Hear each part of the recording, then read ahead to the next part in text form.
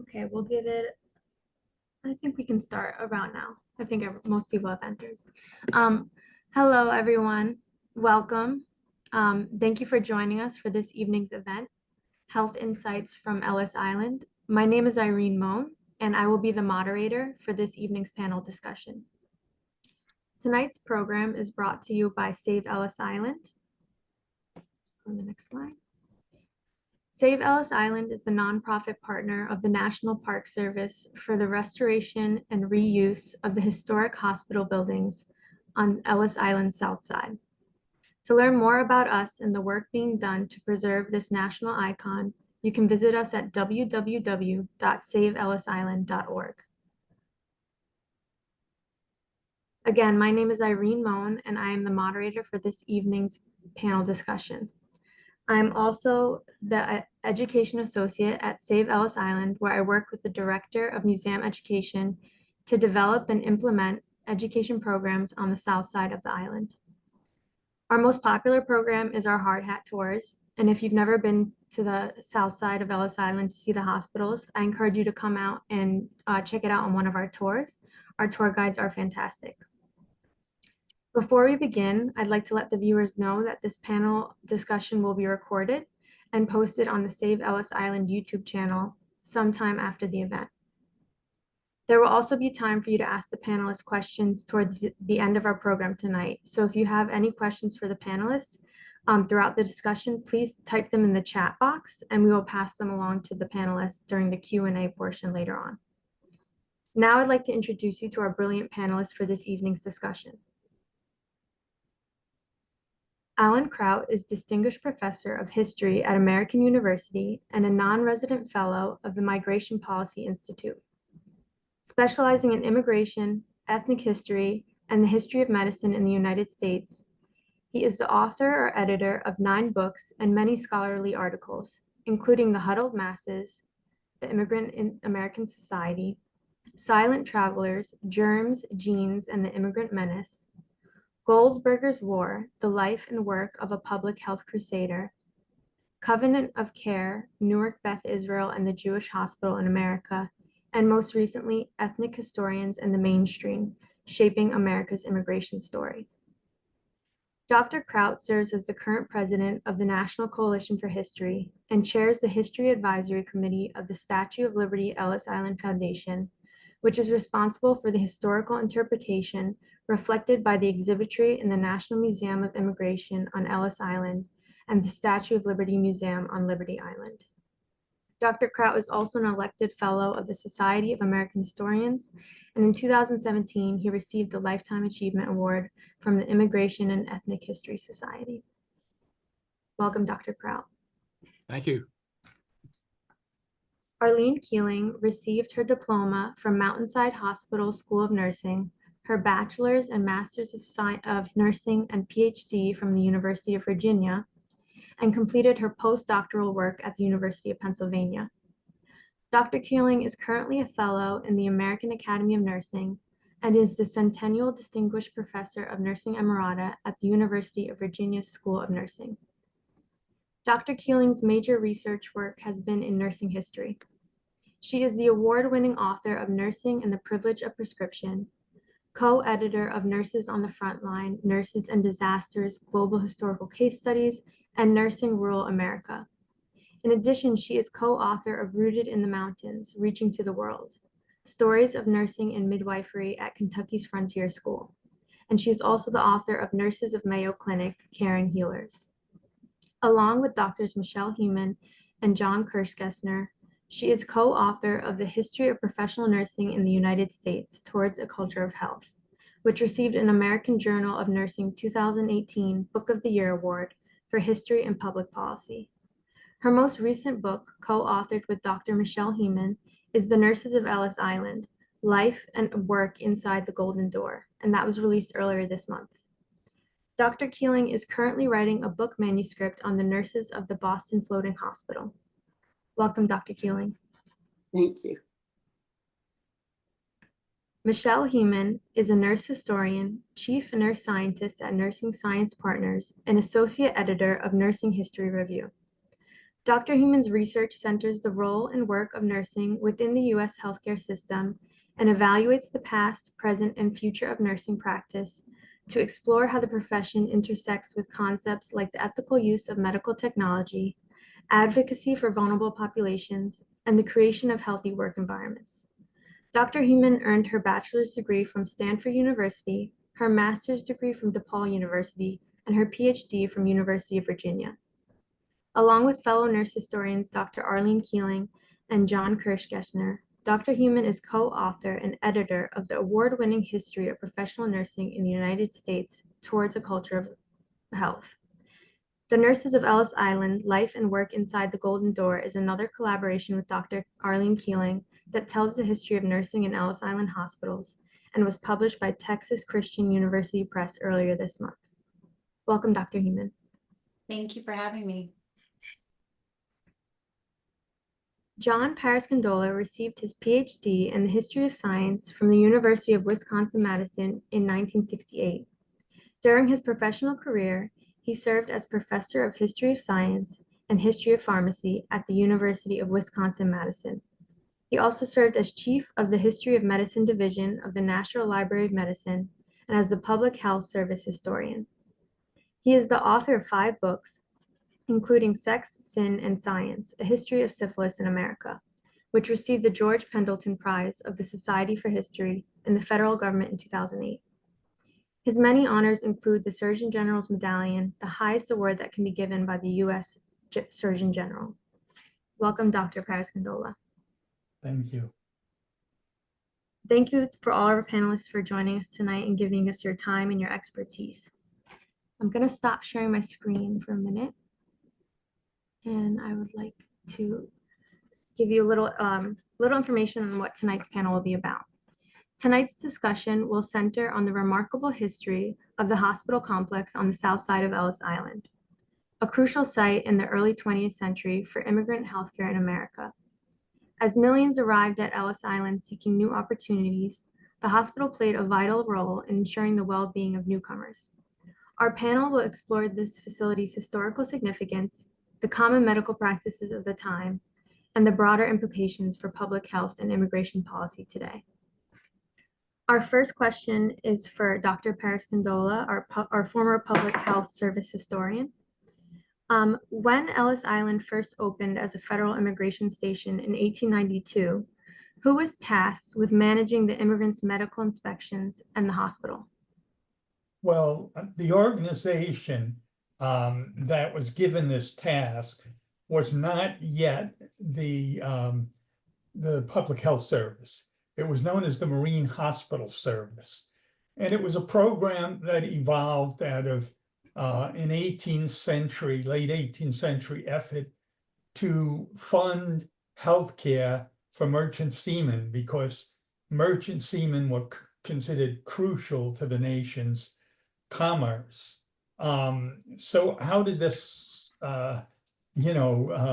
organization dedicated to merchant seamen become the Public Health Service?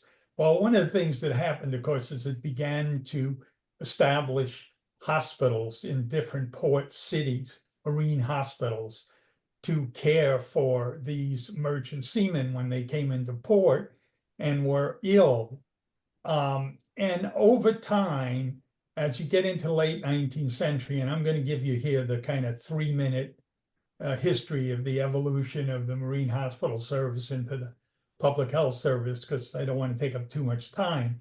But towards the end of the 19th century, the Marine Hospital Service starts to get involved in areas, public health areas, such as quarantine and medical inspection of immigrants and medical care of the immigrants at Ellis Island and other immigration stations.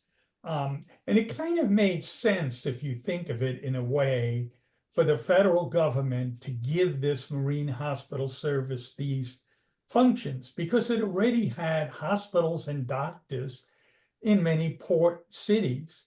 So why sort of recreate a new bureaucracy? So they just expanded the activity of this Marine Hospital Service. And over time, as we went into the 20th century, the Marine Hospital Service became more and more involved in public health activities. And so in 1912, the name was actually changed to the Public Health Service. And you have to remember that when Ellis Island opened in 1892 and the Marine Hospital Service took over this function, there was no health department in the federal government. The Marine Hospital Service was actually based in the Treasury Department. And so it wasn't as if there was some existing health bureaucracy. And this was kind of the closest thing the federal government had. And I think I'll leave it there. Thank you. All right, the next question would be addressed to Dr. Parascandola or Dr. Kraut. Can you speak about the major public health concerns at the time regarding immigration? Yeah, there were so many. Certainly very serious diseases like tuberculosis, definitely trachoma, Favis. There were lists of diseases that were regarded as serious for the health of the nation. And the idea of Ellis Island was to be a kind of front line in preventing those diseases from entering the United States. And the line inspection on Ellis Island was designed to weed out immigrants who were ill, who needed additional treatment, who might be sent to an Ellis Island hospital. And so it was the intent of the government was both protective of the population and as a way of treating newcomers who were suffering upon arrival.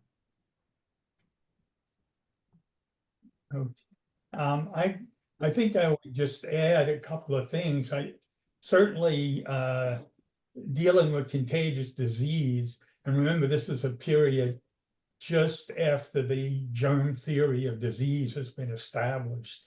So that was certainly a crucial thing you wanted to keep out epidemics, etc. But the immigration law also barred the admission of people who were idiots or insane. And that term idiot was, an outdated term now, just to use people who had serious mental deficiencies. And also to keep out anyone who might become a public charge. And of course, some of the conditions Alan mentioned, like trachoma, which could cause blindness, could fall into that category. But there were other things too that the physicians looked for and could exclude somebody if they were afraid they had some kind of condition that might make them unable to earn their living and to become a public charge. And that could include mental illness. Yeah, and the notion of a public charge was very important because this was not just a medical issue, this was a financial issue from the standpoint of the United States. You did not want to have a population that was economically unproductive. And so this was a way of weeding people out before they entered the United States. Thank you. Okay, the next question is addressed towards Dr. Hehman and Dr. Keeling. Can you speak about some of the common medical practices and treatments that were used at the hospitals? Thank you. I think it's important to note that at this time, even though they had accepted the germ theory and with the exception of surgery, much of the medical and nursing care was overlapped. It was symptom management. So the opportunity to have clean beds, well-ventilated wards, of course, the fresh air of Ellis Island was great. And the good nutrition was the other component of care. What we see is that nurses, bathe people with fevers. They did have medicine like quinine in it, and by 1900, aspirin comes into use. But they gave cocoa, soup, beef broth, sometimes just a pinch of salt and hot water to rehydrate people. Some in beef jelly for if they were short of protein. One example I find particularly interesting is that they gave egg brandy for severe prostration. So this was the whites of 3 eggs, beat into 5 ounces of water, 3 ounces of brandy, and some sugar, and given at 2 tablespoons at a time, which you can imagine did perk up somebody, had to. They also, and I think it's important to know that the nurses at the hospital were trained nurses. Most hospitals in America at this time used student nurses as their major labor force. But at Ellis Island, they were all graduate nurses from a training program. Now, there's a different definition of training program in 1892 than after New York institutes its Nurse Registration Act later. So we go from 2 to 3 year programs and licensure when, later on. I think it's also important to note that they used the latest technology that was available at the time. So nurses were using a 6-inch thermometer that was just been invented rather than a foot-long one. They isolated people for contagious diseases. They would send them over to Swinburne Island or Hoffman Island. And for people like with pneumonia, patients with pneumonia, they would do things like apply mustard plaster or linseed plasters to their chest to try to bring out the infection.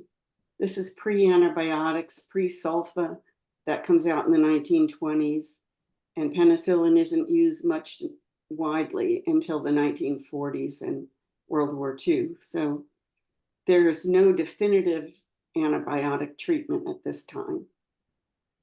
They did have an interesting care for the problem of FAVIS that Alan just mentioned, and that is the nurses would have to, it's a fungal infection of the scalp, first off. They would have to cut the hair and apply oil and a cap. Then they wash the hair, this is mostly in children, with carbolic acid and balsam of Peru, and then apply a cap and later pull out the plugs of hair so that the medicine could get into the hair follicles. So it was a painful, tedious process, and basically the nurses had their hands full. I'll defer to Michelle if you'd like to add anything here. No, I think you did a really great job. Essentially, nursing care was largely supportive. So as Arlene mentioned, symptom management and a lot of environmental control. So in addition to opening windows to allow for ventilation, opening and closing shades for sunlight, they would take their patients outside for some mild activity. But they were also responsible for cleaning the wards as well. So we're talking about disinfecting all of the furniture and the floors, the laundry, that sort of thing. So the nurses, as Arlene said, they were responsible for a lot of stuff.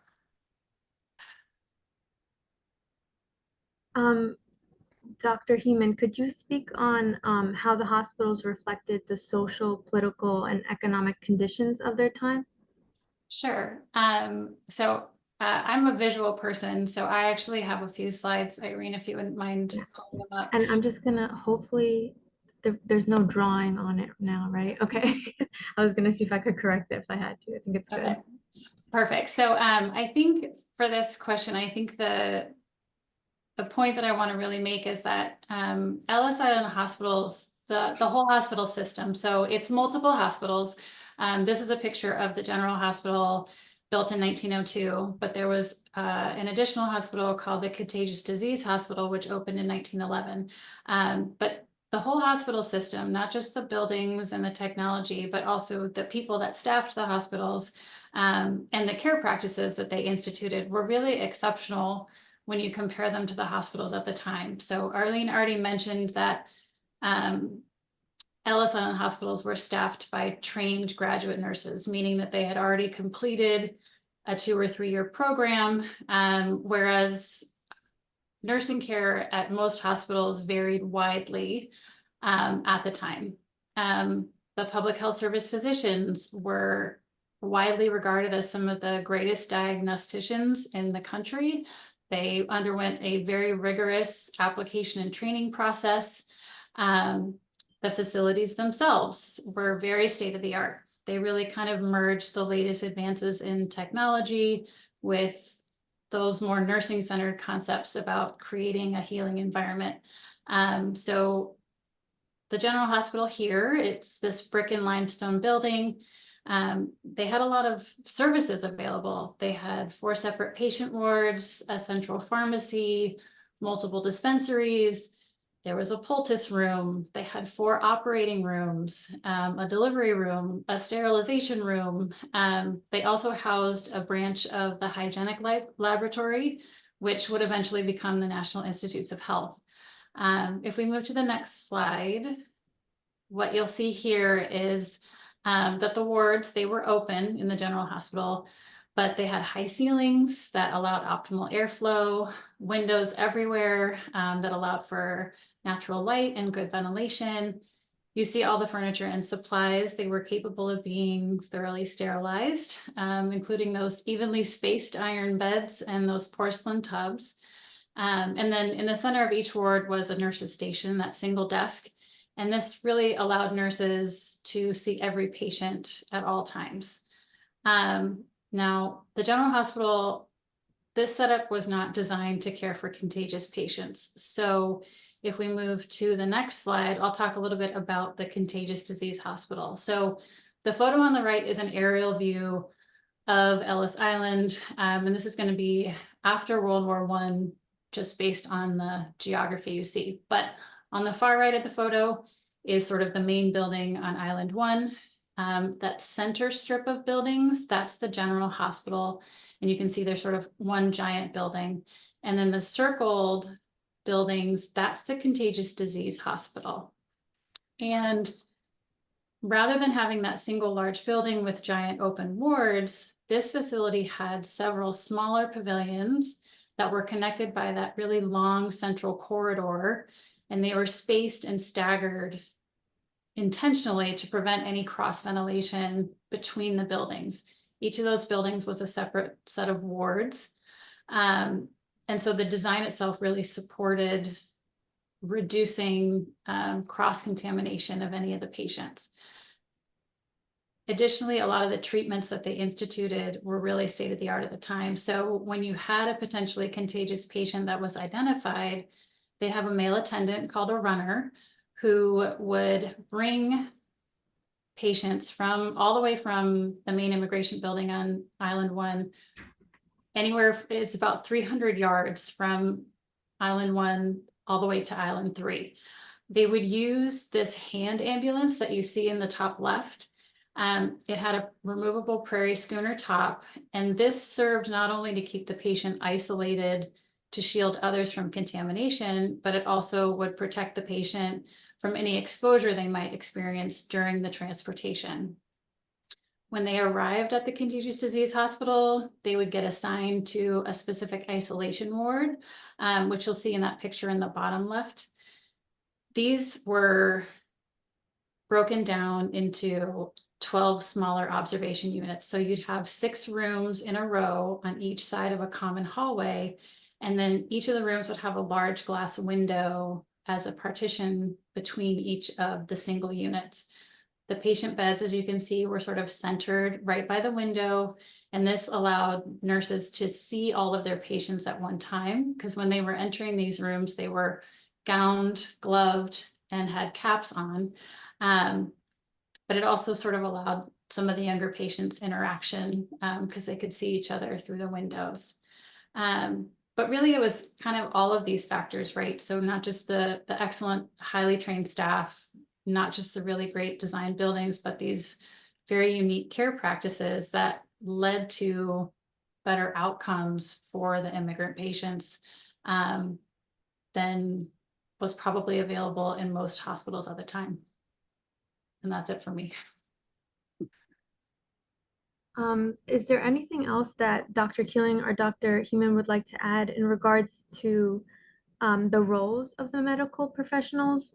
At the hospital, the nurse. I would just like to say that the nurses, of course, reported to the physicians so that they had a dual obligation. One is to the military, kind of quasi-military hierarchy that they were practicing in, and the medical hierarchy that they were used to practicing in, as well as their ethical obligation to their profession to be kind and compassionate to their patients. So when Michelle and I first thought about doing this book, we were talking about the nurses being in the middle, kind of isolated on an island, but also isolated in their role, trying to serve two different masters. Michelle?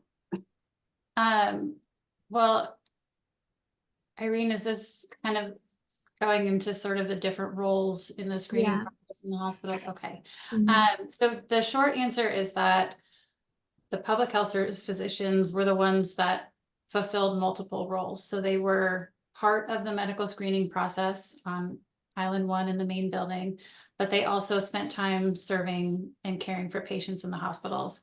But the nurses were only located in the hospitals. They were not part of the line inspection. So for a physician, I think in reading a lot of their oral histories and trying to understand how they were able to balance these very different roles, I think having a very distinct separation between their time spent doing the screenings and their time spent caring for patients helped them really sort of compartmentalize the duties that they were doing. The physicians were either going to be assigned to the boarding and inspection division, or they were going to be assigned to the medical division, but they were never doing both simultaneously. But as Arlene just sort of mentioned, the nurses were in this strange middle ground where they were upholding the policies and procedures of the public health service with the goal of maintaining the health of the nation, while also fulfilling their professional duty as nurses to their patients. They held a lot of autonomy in the hospital. Yes, they absolutely followed physician orders. They relied on that hierarchy. But when patients arrived at the hospital, they really just had kind of a tentative diagnosis, and the nurses were responsible for immediately initiating care and monitoring the patient's response to any treatments that were sort of standard. They really quickly learned kind of the detailed code system that physicians utilized. If you go to the next slide, Irene. So these are photographs taken of the sort of medical screening process. And you'll see there was sort of the initial inspection by one physician in that photo on the right. And then there was sort of the eye inspection. They called him the dreaded eye man up in that top left-hand corner where they were inspecting for trachoma.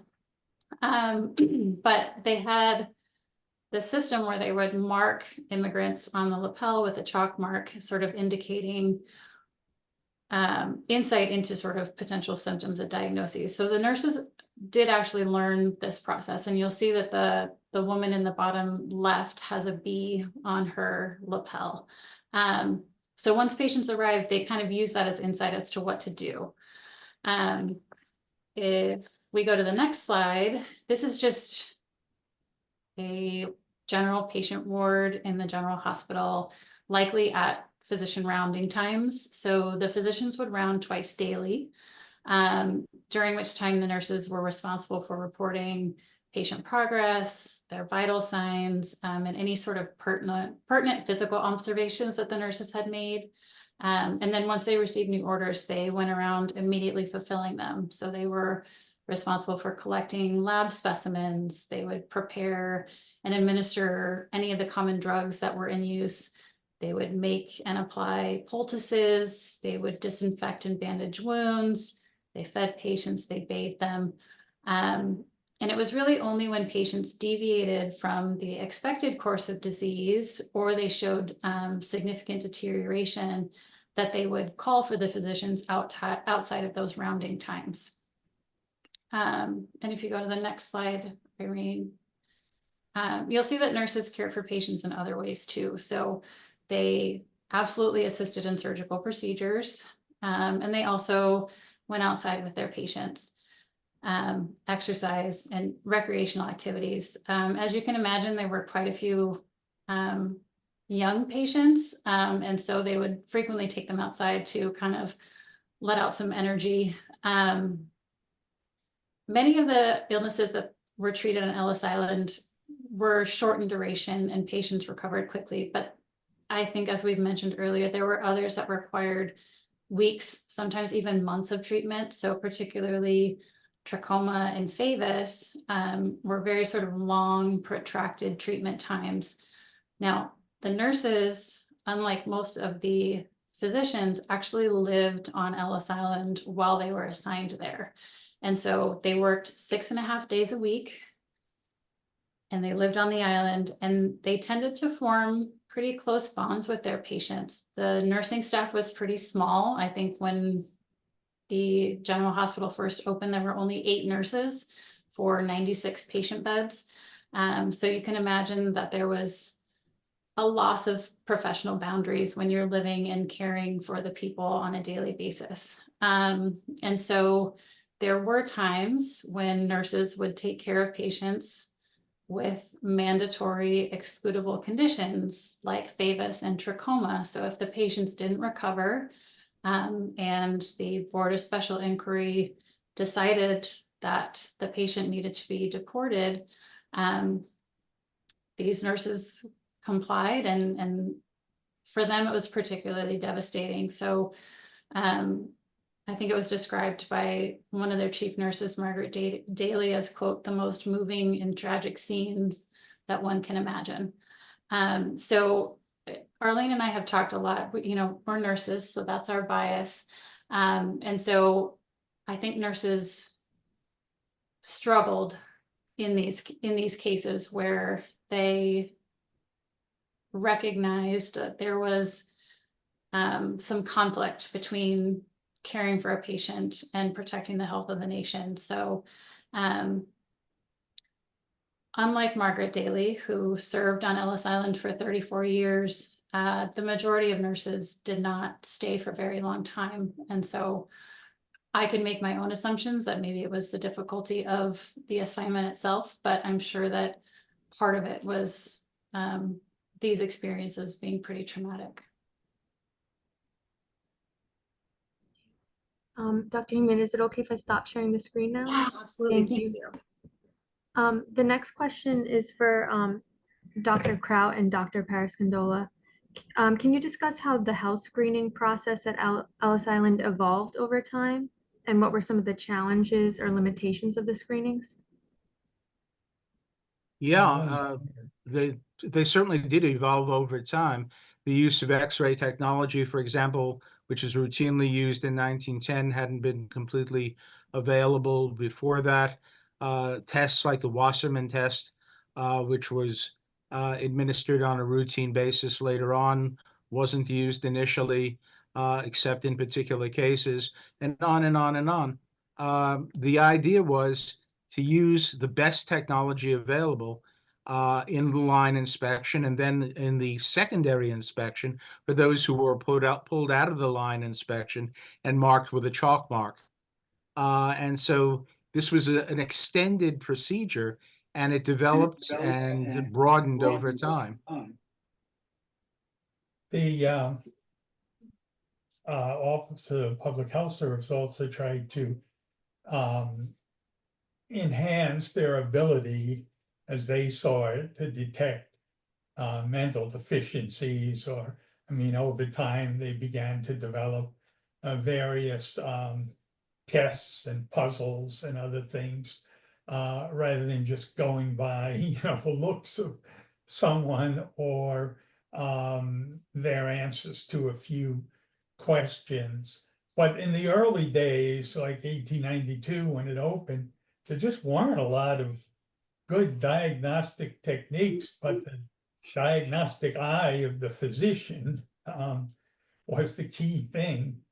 And some of these physicians got very good at, at spotting particular conditions, or spotting patients who were trying to hide a condition because, word got back to the old country. And there's a story of one physician who was looking at a woman and he immediately said, "Take off your wig." He recognized that she had a wig and she was bald with FAANs. So they also tried to, see if they could outwit some patient who might try to hide a condition. And the physicians would often praise each other as being a particularly good diagnostician. It was sort of the criteria they used to judge their peers. And they would often go out of their way to try and make a diagnosis, and if necessary, send the patient either to the hospital on Ellis Island or off the island for additional treatment. So it was a complicated process, and one that developed and evolved over time, no question about that. John mentioned the mental test before. There was a physician on Ellis named Howard Knox, and Knox was the person who developed the little block test that was used to diagnose mental illness or mental insufficiency on the island. And these would be cookie cutter blocks that would be dumped on the table. And then a stopwatch was used to determine whether or not the patient could put the little pieces back in the cookie cutter holes within a certain amount of time. That sounds very primitive, but in fact it was considered to be a good test of mental acuity in a particular period.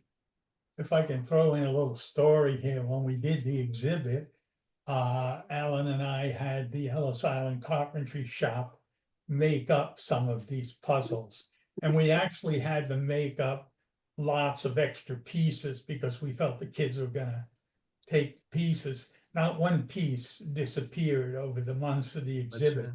But the thing we loved was so many kids would come in and see this and they'd say, "Oh, I see.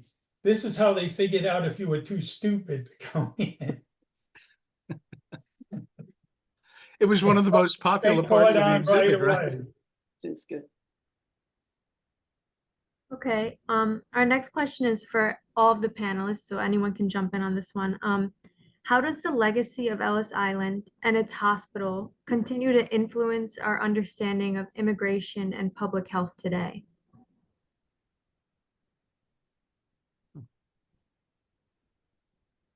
I think many people who are involved in public health today look back to the historic experience on Ellis Island as kind of a legacy, something that they've inherited, standards that they need to measure up to, and an understanding that this issue of the role of health in immigration is not something new, as some politicians would have us believe, but it's a matter that's been of great concern to policymakers for a long, long time in American history.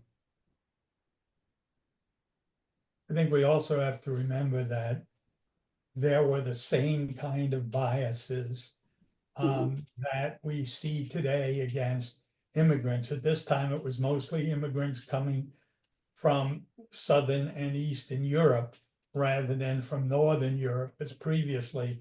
And a lot of American Protestant Anglo-Saxons saw these people as inferior and talked about them tainting our blood.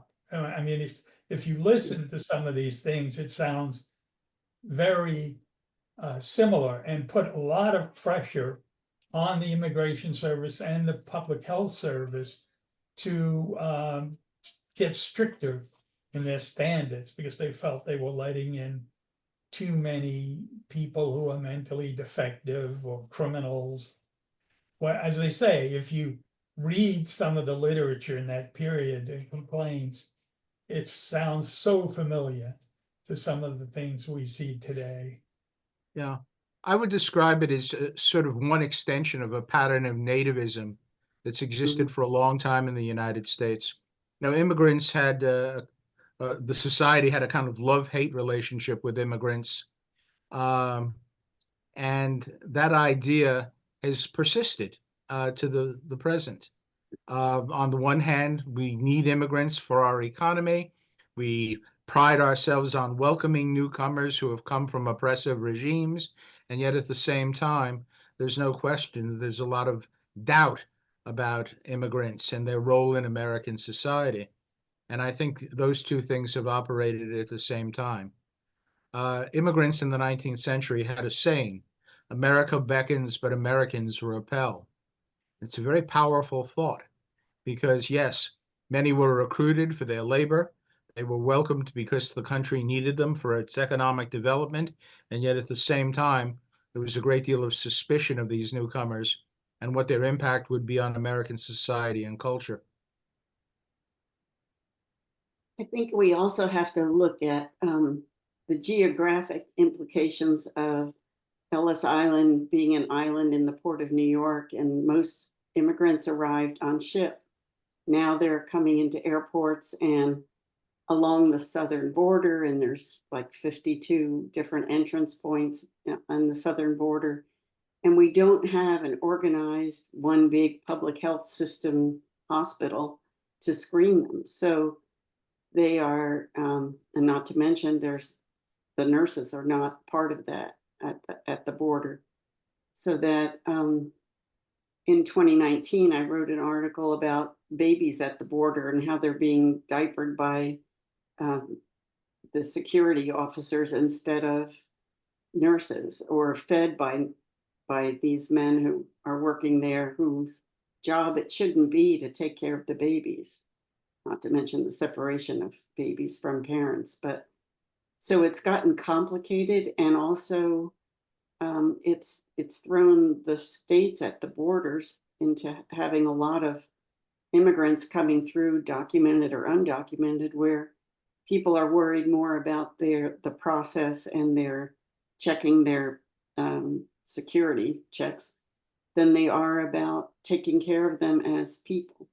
So now we see private organizations, churches stepping up to do what the government used to do. So it's a very complicated situation, as you both have said.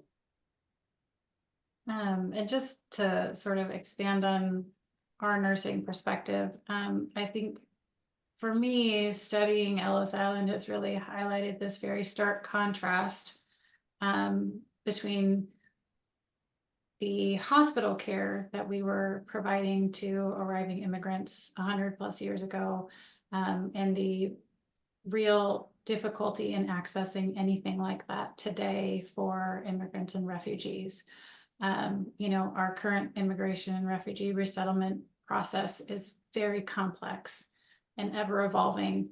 And immigrants are fighting a lack of knowledge about the system, language barriers, racial discrimination, and cultural stigmatism, and that sort of further limits their ability to access any healthcare services, despite having a similarly very harrowing journey just to get here. Also, sort of the structure of our healthcare system, we have, you know, a lack of universal coverage. We really sort of focus on acute care rather than preventive measures. And we have this very strong notion of individual responsibility for health. And this just means that immigrants are some of the most vulnerable populations here in the United States. And what I hope from the work that all of us do is that it really demonstrates that nurses and medical professionals have an ethical responsibility, not just to provide care to these vulnerable patients, but to act as a voice in policy decisions, to talk about how giving better access to healthcare for these populations really is responsible and good public health policy for our nation.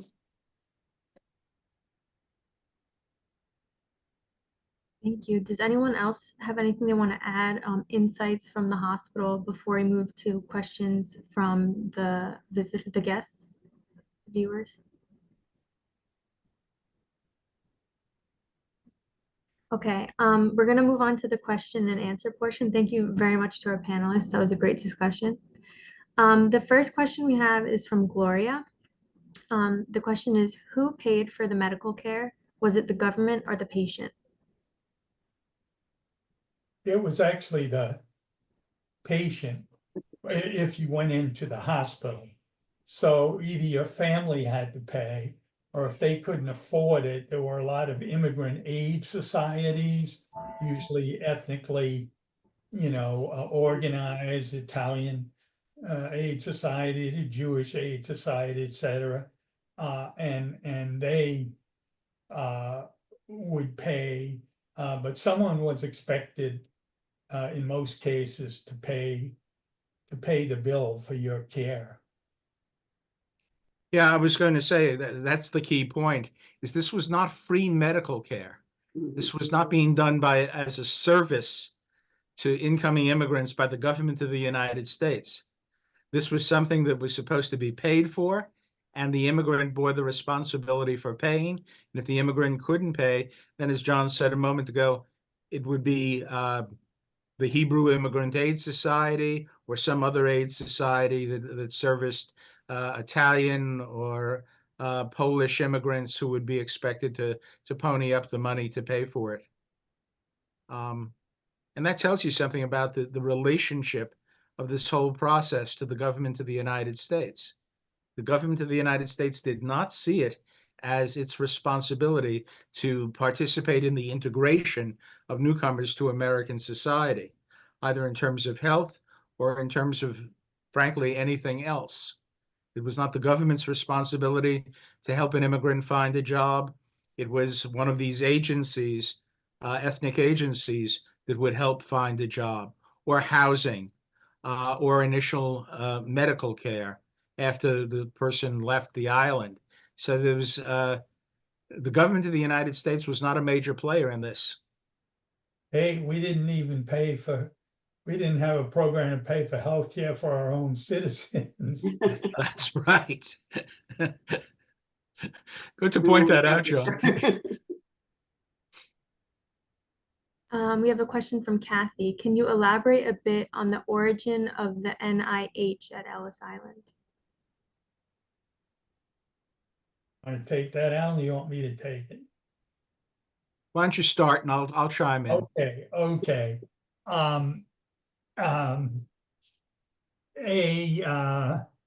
The Marine Hospital Service in the late 19th century established what came to be called a hygienic lab, which was basically at first a diagnostic lab. They set it up at the Staten Island, New York Marine Hospital. And basically it was so that physicians from hospitals or marine hospitals in the area or from Ellis Island Hospital or wherever could send samples if they wanted diagnosis, if they'd taken a sample, a blood sample or sputum or something, or urine from a patient. And so that's how it started. And then some of the people at the lab began doing some research on their own. And eventually this became important enough that the lab was moved to Washington, D.C. in 1912 or 14, I forget the exact year, but somewhere in there. And again, it was called the Hygienic Lab. And it was not until 1930s that its name was changed to the National Institute of Health. And it didn't move to its present campus in Bethesda until the 1960s. And in time, it kept growing and adding one institute after another for different disease. But it started very small, as many of these things do, and eventually evolved into something which is nothing like what it originally was designed to do. Yeah, and these were epidemic fighters, these members of the Public Health Service, some of whom eventually ended up doing bench research at the Hygienic Laboratory and then NIH. people like Joseph Goldberger, for example, in his work on pellagra, but many others as well. We have another question from Scott. Based on the medical records from the hospital, were certain ethnic groups or nationalities focused on for certain medical conditions? Yes. Used to be one. Eastern European Jews at the turn of the century were often the focus of suspicion. So were the Chinese, who were believed to be bringers of disease to the United States. Groups that were, in a sense, already being stigmatized were often tagged with being threats to the health and well-being of Americans. And so there were restrictions placed on them, court cases that evolved, and so on.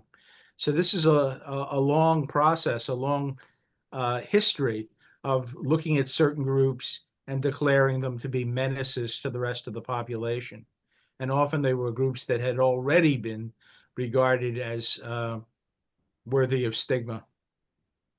And For a Alan, host did of reasons. sometimes a particular ethnic Yeah. group that, sort of labeled, I mean, they were considered a problem in general, but maybe some particular diseases were, Yeah, associated. TB and the Jews were always associated. TB was often called the Jewish disease Right. by some nativists.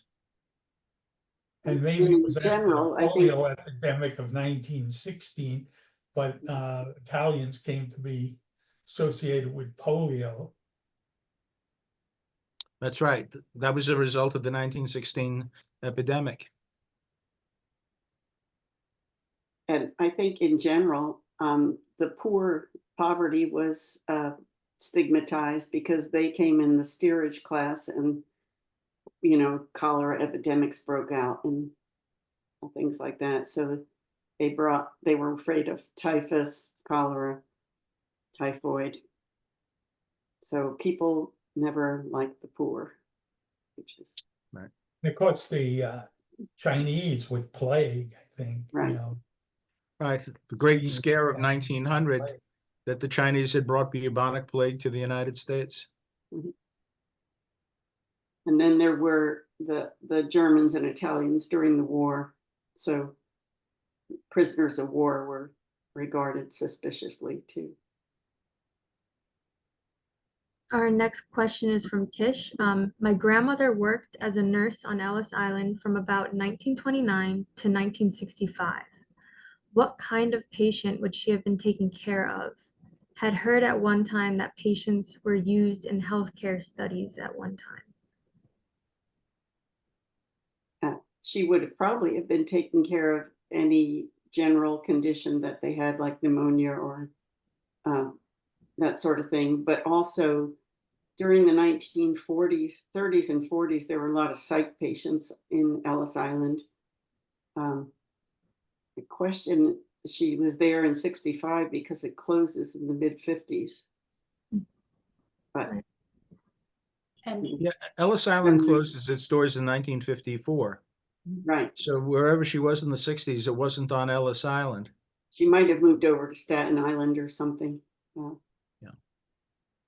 and after immigration law changed in the early 1920s, the patients in the hospital changed. So where it had been almost exclusively an immigrant hospital, after the shift in immigration, we saw more and more beneficiaries of the Marine Service and veterans, correct, Arlene? Mhm.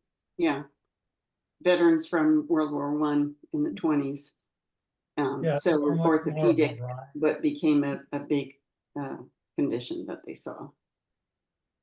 And Tish responded, my dates are wrong. I do remember she moved to Staten Island, and yes, she took care of psych patients.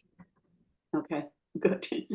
Makes sense. She would have helped with a lot of electric shock therapy during the 40s. And that was, there were some physicians who went up to Ellis Island from UVA, at University of Virginia, and one was a psychiatrist they were pioneering some of these newest treatments. Okay, I think we have a few more questions we can ask. This one is, what parts of Ellis Island are accessible by the general public today? I think I can answer that. If you want access to the south side, our organization Save Ellis Island does guided tours of the south side of Ellis Island. Of Island 3, the Contagious Diseases Hospital is accessible. Not much of Island 2 is accessible to the public right now. Scott asked, were STDs screened for at Ellis Island? Absolutely. And And after the Wasserman test came in. Yeah, they though, just- that's what I mentioned earlier, the Wasserman Yeah. test. It became fairly routine. Syphilis or gonorrhea would have been considered among, in the language of the legislation, it was dangerous or loathsome contagious diseases. And not only say leprosy was considered a loathsome, but syphilis was considered a loathsome contagious disease. Yeah, I mean, one of the things we should point out is that there were lists of diseases that were issued to the doctors who served on the island, and these were the diseases that were classified as excludable diseases. And so those lists changed from time to time and were revised, but they were usually they were often expanded during the early period and then later shrunk. And I think we have time for one more question, and then we'll end it with that. From David Smith. Let's see if one. Is it possible to create a crude case mix index of the hospital?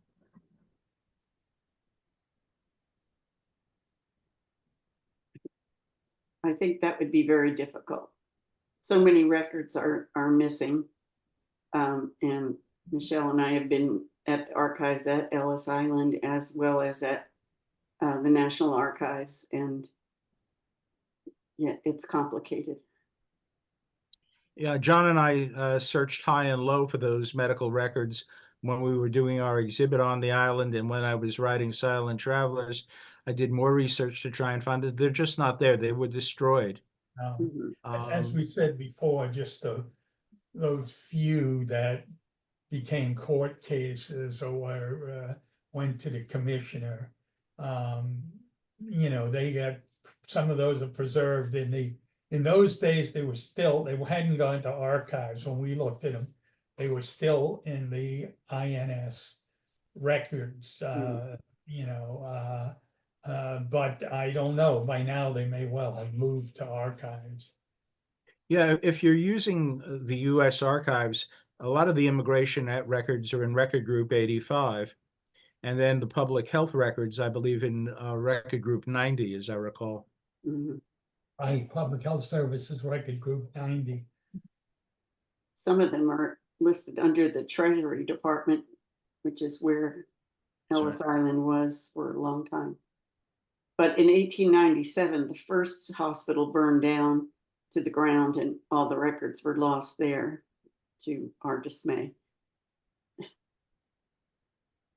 Well, thank you so much for answering those questions. That's going to conclude our programming for this evening.